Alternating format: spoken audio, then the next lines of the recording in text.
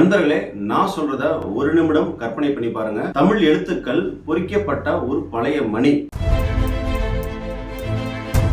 அந்த மணி தமிழ்நாட்டில் கிடைக்கல, ஏன் இந்தியாவில் கூட கிடைக்கல, ஆயிரக்கணக்கான கிலோமீட்டர் தொலைவில் இருக்கக்கூடிய நியூசிலாந்து அப்படிங்கிற ஒரு நாட்டில் கிடைச்சிருக்குங்க.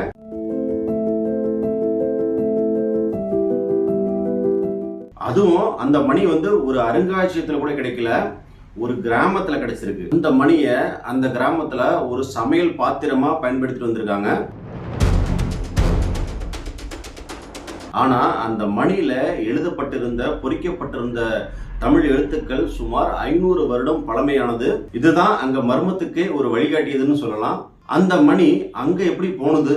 அது ஒரு தமிழ் வணிகர்களின் கப்பல்ல போனதா, அப்படி இல்லைன்னா அது ஒரு விபத்தா? வரலாறு இன்னும் சொல்லாத உண்மையை வாங்க கண்டுபிடிப்போம்.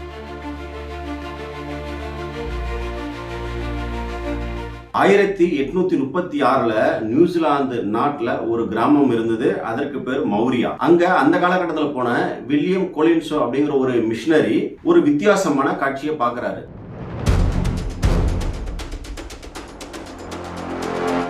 அந்த கிராமத்துல அந்த மௌரியா பெண்கள் ஒரு வித்தியாசமான பாத்திரத்துல உருளைக்கிழங்க வேக வச்சுட்டு இருக்காங்க.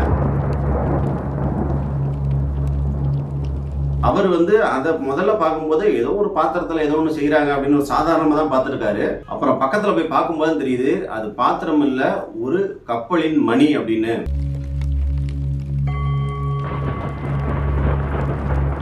அதற்கு அந்த ஊர்ல இருக்கக்கூடிய கிராமத்துல இருக்க மௌரிய பெண்கள் என்ன சொன்னாங்கன்னா, இந்த பாத்திரத்தை எங்க முன்னோர்கள் பல தலைமுறையா வச்சிருக்காங்க, பயன்படுத்தி வந்தாங்க, அதனால இது அவங்களுடைய பாத்திரம் அப்படின்னு தான் சொன்னாங்க. இன்னும் அதுக்கு என்ன வரலாறு சொன்னாங்கன்னா, அப்ப அந்த காலகட்டத்தில் ஒரு புயல் அடிச்சதாகவும் அதுல ஒரு மரம் கவிழ்ந்ததாகவும் அந்த மரத்துக்கு கீழே இந்த பாத்திரம் இருந்தது, இது எங்க முன்னோர்களுடைய வம்சாவளியா நாங்க பயன்படுத்திட்டு வரோம் அப்படின்னு அந்த கிராமத்து மக்கள் சொல்றாங்க. இப்ப அந்த மணி நியூசிலாந்துல இருக்கக்கூடிய ஒரு மியூசியத்துல வைக்கப்பட்டிருக்காங்க. ரொம்ப பாதுகாப்பா இருக்கு. அந்த நியூசிலாந்துடைய மியூசியத்தோட பேர் என்னன்னு கேட்டீங்கன்னா டி பாப்பா டங்கர்வார்.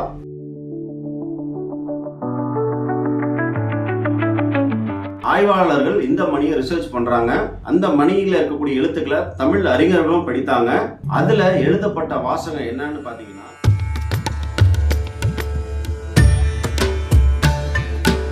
மொஹதீன் பக்ஸ் கப்பலின் மணி அப்படின்னு அதுல பொறிக்கப்பட்டிருக்கு. அதாவது அந்த மணி ஒரு கப்பலுக்கு சொந்தமானது.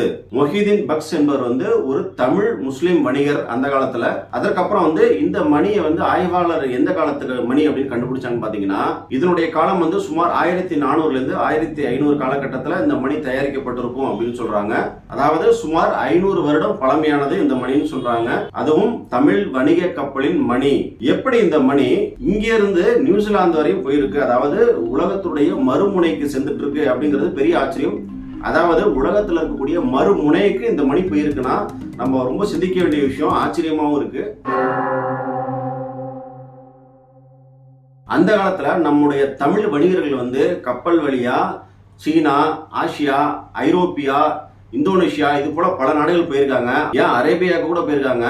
ஆனா நியூசிலாந்து இது எப்படி சாத்தியம் அப்படின்னு கேட்டீங்கன்னா, ஜேம்ஸ் குக் அப்படிங்கிறவரு நியூசிலாந்துக்கு 1769 அந்த ஆண்டுல போறாரு. ஆனா இந்த மணி 1400 இருந்து 1500 காலகட்டத்துல தான் செஞ்சிருக்காங்க. அதாவது ஜேம்ஸ் குக் வருவதற்கு 300 வருடத்துக்கு முன்பே இந்த மணியானது நியூசிலாந்து போயிருக்கு. அதாவது ஜேம்ஸ் குக் 300 வருடம் அங்க போறதுக்கு முன்னாலேயே இந்த மணியோட தடம் அங்க பதிஞ்சிருக்குன்னு சொல்லலாம்.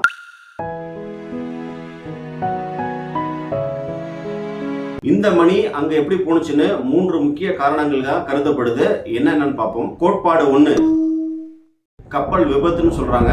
ஒரு தமிழ் வணிக கப்பல் கடல் புயலில் சிக்கி இருக்கலாம், அதுல இருந்து ஒரு மணி மட்டும் கரை ஒதுங்கி இருக்கலாம். இத பல ஆய்வாளர்கள் ஒப்புக்கொள்றாங்க, இதற்கு வாய்ப்பு இருக்குன்னு சொல்றாங்க.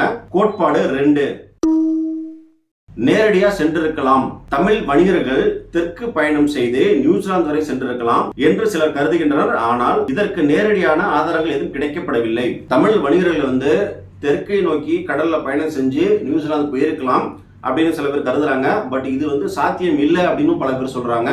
ஏன்னா இதற்கான நேரடியான ஆதாரங்கள் எதுவும் கிடைக்கப்படல. கோட்பாடு 3, இந்த மணியானது பல கைகள்ல கடந்து போயிருக்கலாம் அப்படின்னு சொல்றாங்க. பின்னர் பல வணிகர்கள் கையில மாறி மாறி நியூசிலாந்து அடைந்திருக்கலாம் அப்படின்னு சொல்றாங்க. 3 கோட்பாடுகளும் காமனா ஒரு விஷயம் இருக்கு. தமிழர்கள் கடலில் சஞ்சரித்தார்கள் அப்படிங்கறத உண்மை. 2019 மீண்டும் இந்த மணியானது கவனம் ஈர்த்தது, அதாவது கவனம் பெற்றதுன்னு சொல்லலாம். நளினி கோபால் என்பவர் சிங்கப்பூர் இந்தியன் ஹெரிடேஜ் சென்டர்ல கியூரேட்டரா பணிபுரிகிறாங்க.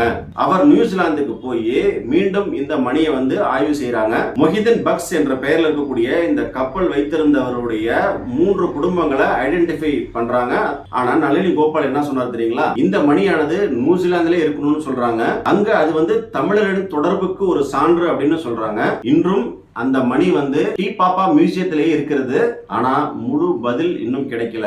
நண்பர்களே, இந்த மணி வெறும் உலோகம் மட்டும் அல்ல, இது ஒரு கேள்வி. அதாவது 500 வருடங்களாக விடை கிடைக்காத ஒரு கேள்வின்னு சொல்லலாம். ஒரு தமிழ் பெயர், ஒரு தமிழ் எழுத்து, ஒரு தமிழ் கப்பலின் மணி. ஆனா அது நியூசிலாந்து கிடைச்சிருக்கு. தமிழர்கள் கடலை பார்த்து பயப்படவில்லை, அவர்கள் கடலை பயன்படுத்தி உலகத்தை இணைத்தார்கள். அதனாலதான் இன்னைக்கு 1000 கிலோமீட்டர் கடந்து போனாலுமே தமிழனுடைய தடம் எல்லா இடத்தையும் பரவி இருக்கு. இந்த மர்மத்தை பற்றி நீங்க என்ன நினைக்கிறீங்க?